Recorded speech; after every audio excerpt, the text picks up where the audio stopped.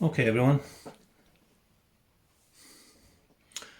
as you can see we have our Trangia 27 with the Storm gas burner, and then we have our gas canister out of shot. I'm keeping it as far away as I can from here. I've had a few questions. Thanks Martin Brook, who has been wanting to see how the Trangia Storm gas burner works with an inverted gas canister.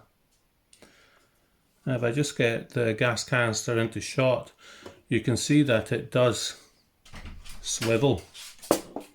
The swivel means that I can turn it upside down or to the side and feed liquid gas direct to the burner. Now why would I want to do that? In the winter, even performance gas with propane mix can have problems in very cold temperatures. One way to get round that is to feed liquid gas to the burner, but that only works if the burner has a means of heating that liquid gas into a vapour, and that's where you have these preheater tubes. Now, it can also be used if you're running low on the gas in the canister, the pressure drops, invert the canister, you get a higher pressure, higher flame, more intense flame. It does use, in my opinion anyway, it does use up more of your gas. Also, on this Storm burner, the heating tube is on the side, and if you can see that, it's not directly over the burner. It won't be getting the same sort of heat as my Edelrid Hexon does. If you have a look at that, it's got the preheating tube directly over the burner, which gets rather better preheating. This is because this is a multi-fuel stove. It works on petrol, gas, kerosene, and with an inverted canister. I have this here as a control so that we can see and compare. The problem is that I'm not using this in the winter. This is September, a rather warm September, and it's at room temperature. So if there's any problems with inverted gas canister at room temperature with this gas burner, we'll be able to try it out the same with this one and see how the flame is and how they compare. Now, some other things that I might want to show is the hose. Because this is new, the hose is not the most flexible. I've managed to straighten it out to get to keep the gas canister away. If you compare the hose with my well-used Hexon, you can see it's very flexible, and it will go over there. Now, if you're going to be inverting the canister, you need to have this heated up. Otherwise, you're pushing liquid fuel through, which will burn and flare up. What I'll do today is I'll heat it up just by burning the burner.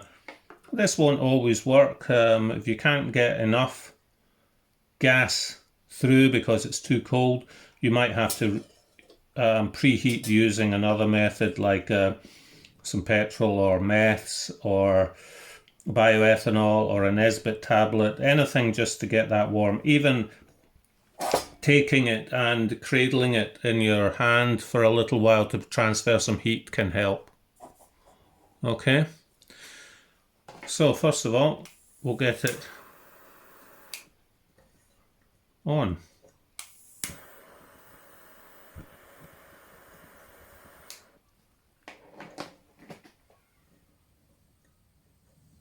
I'll just turn it up. About there should do it. You can hear it. I don't know if you can hear that. It's tinking away as the heat hits the metal.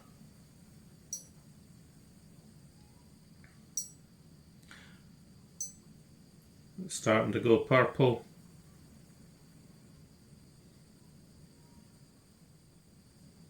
I don't want it too high up when I invert the canister, as usually the pressure goes up, you get a higher flame and a more intense flame. It's quite scary, indoors especially. I've used petrol stoves all my life, but I'm always wary of inverting a canister, especially on a stove that I'm not used to, like this one. It's brand new. Now this is at its normal.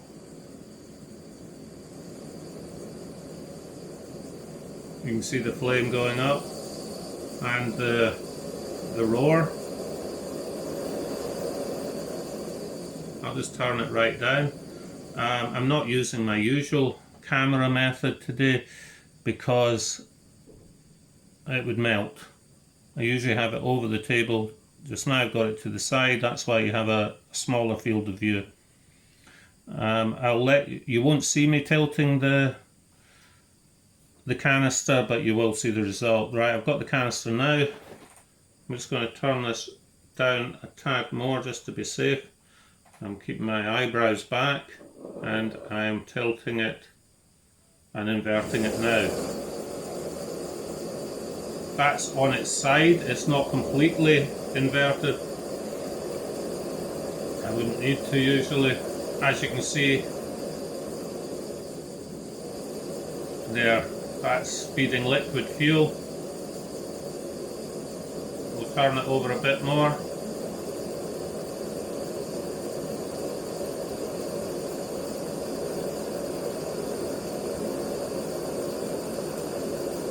I've still got it inverted, and I'll turn it back away again and we'll feed it just normal gas.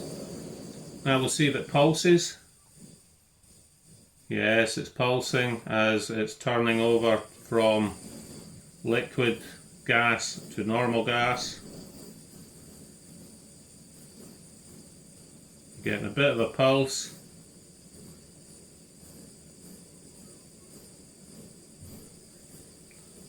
But usually it would just be running on and inverted. I wouldn't be toppling it over and back and over and back. So let's just do it once more. We'll see if I can get it into shot. The gas canister, there we have it, and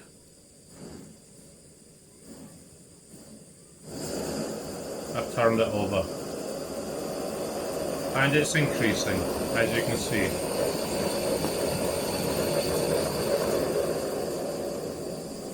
And we'll just let that go back down.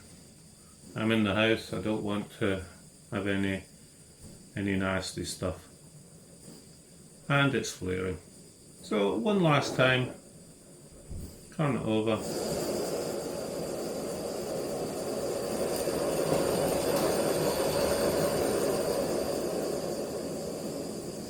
And you can see the pressure building up there. And then we turn it back and the pressure goes down and it pulses. Let's turn it up and see what happens.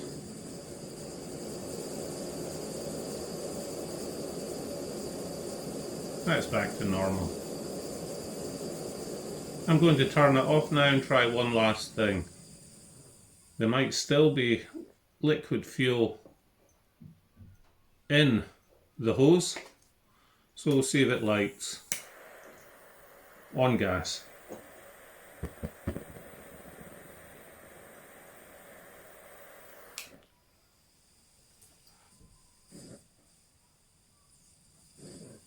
There's still liquid fuel in the hose, going through, getting pushed in, and the pipe is probably cooled down just a tad because it's at the side and not over the top.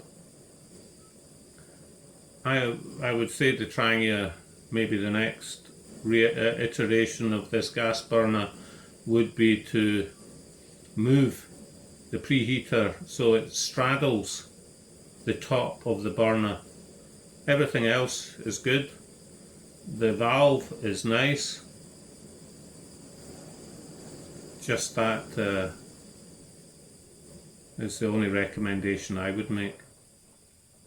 Okay, we're going to switch this off now.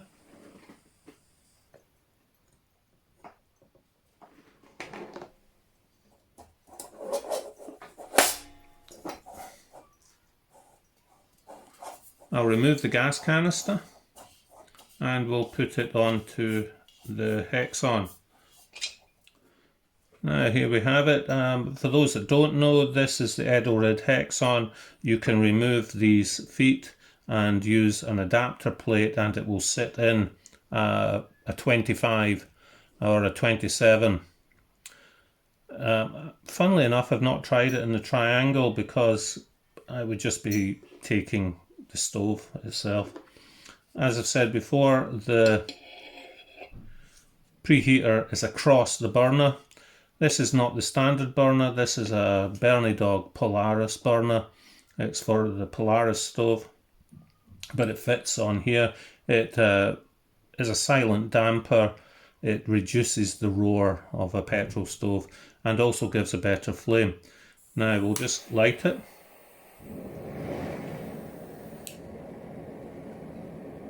And we will preheat the tube at the top. Once the bowl starts glowing, it'll be ready. As you can see, very nice flame. It's an excellent little stove, just a shame I believe they're discontinued. Right, that's probably it. Just about heated up. I'm going to invert now.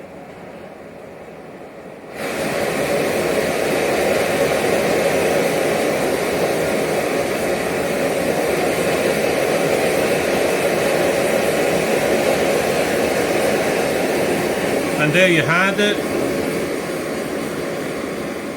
That was with the inverted canister. You saw higher pressure, higher flame. It's hot enough that it's even making one of the legs glow.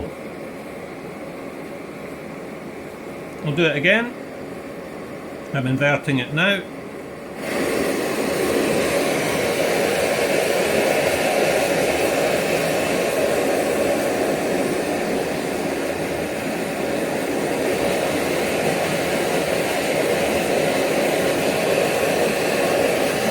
I'm back to normal. It's a lovely sound. Can you imagine how loud that is without the silent damper? And look at the glow. I will just turn it right down to simmer, burn off any liquid gas, and we'll see if it's pulsing.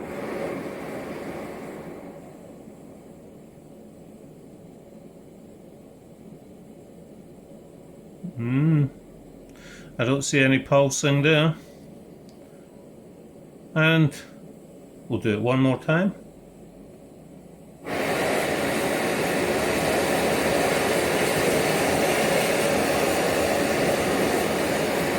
And that's it back to its usual position. And the pressure goes down, the flame goes down, and the heat goes down. In winter conditions this would be slightly different. Now what I'm going to do is the same as I did with the Trangia. Turn it up, see if there's any pulsing. Turn it right down, see if there's any pulsing. Have a look at the flame. There's very little yellow, it's mainly blue. and then we'll switch it off and see if we can switch it back on and light it. Okay, that is it off. Just get this ready, and we'll see if there's any pulsing.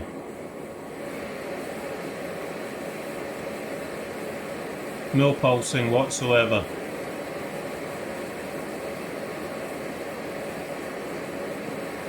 And that is in the normal position. I'll just invert it for you. I'll turn it down because it obviously will become more intense. So we're going to feed it liquid gas now.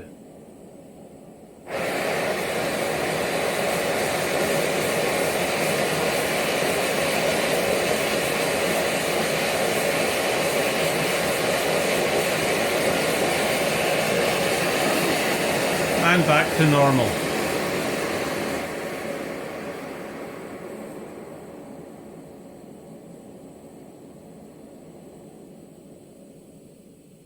And turn it right down to it so it simmers.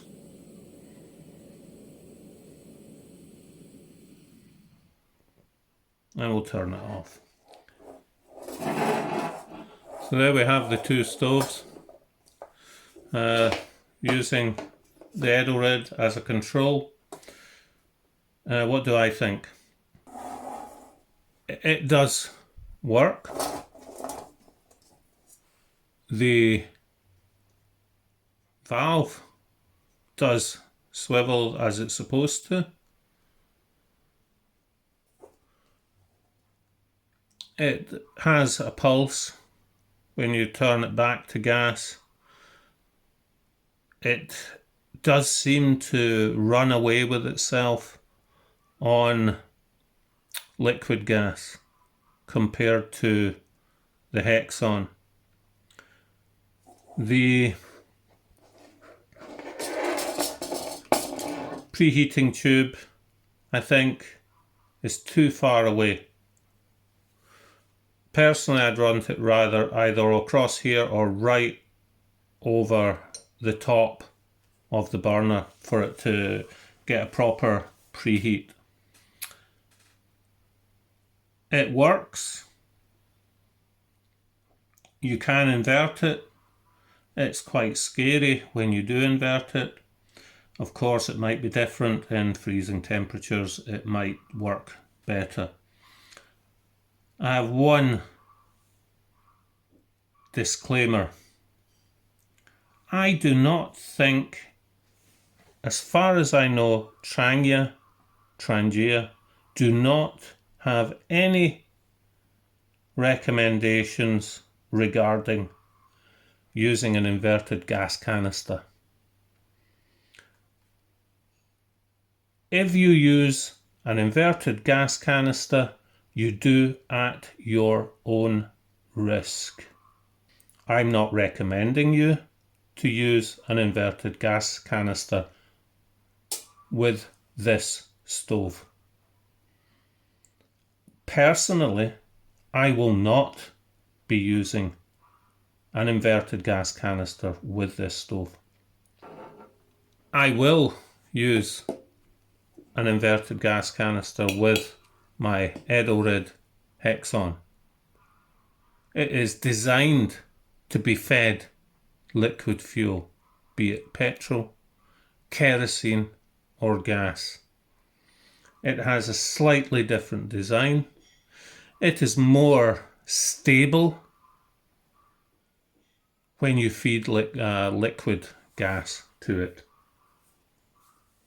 On that note, let me know what you think in the comments below. Do you agree with me or disagree? Do you think it is suitable for inverted gas canister use or not? Don't get me wrong, I think it's an excellent gas stove when used in the way it was intended, with the gas canister in the normal upright position. Personally, I wouldn't use any stove with the increased power of a liquid fuel inside a 27 anyway. It's too small, especially if you put a billy or a frying pan on top. You do run the risk of damaging the windshield. I know that a lot of people were probably hoping that this performs slightly better than the previous system. I think it probably does. There is less flare and less pulsing, but I don't think it's suitable for an inverted gas canister.